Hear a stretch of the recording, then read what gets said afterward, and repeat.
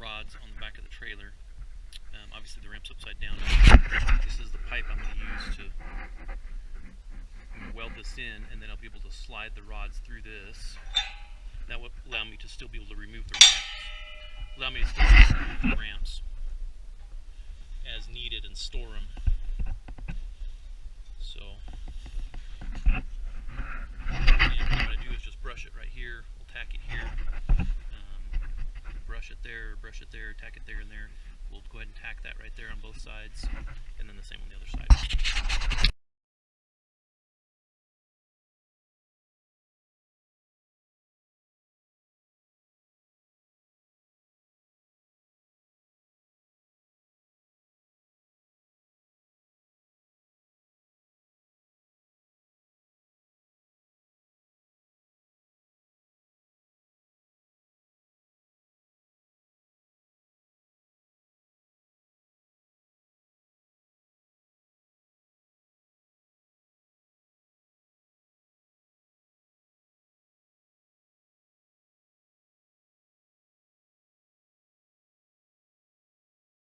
I took your advice on the round stock instead of the square to put this on, and it looks like it's a pretty good fit actually so far. So I guess you really can't see the gap from the light there. Let me just pull it over a little bit. So it's a pretty nice fit actually. Pretty happy. So I've tack welded it in on the ends. I also ran a bead right down the handle here, the handle hole here. And so the weight of the ramp is still on the ramp structure itself, because this was the original angle that they had the ramp sitting on these pins. So I didn't have to weld it in much because it's not really supporting any weight. And then folding up, oh, that's so much lighter than lifting the whole thing. Oh, I can't tell you.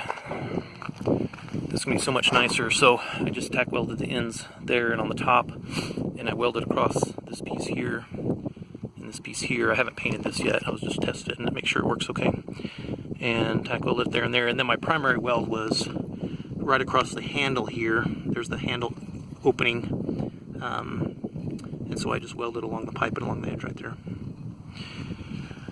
So I'll still be able to get my hand inside here and pull the ramp out like this instead of like that, like I originally was able to do till I weld this pipe. And I almost cut it right here, not here, but it's just becoming too much work.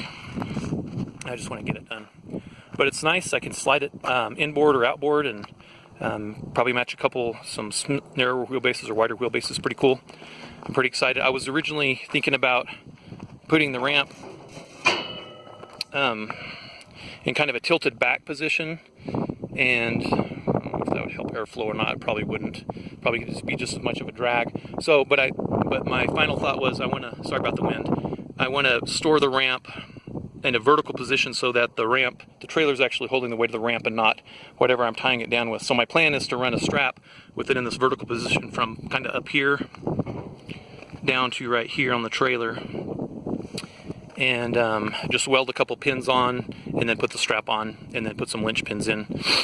And if the strap ends up being short enough, I may tack weld a nut or something on the end of this pin so that I can fold the strap long ways over and then capture it maybe right here somehow.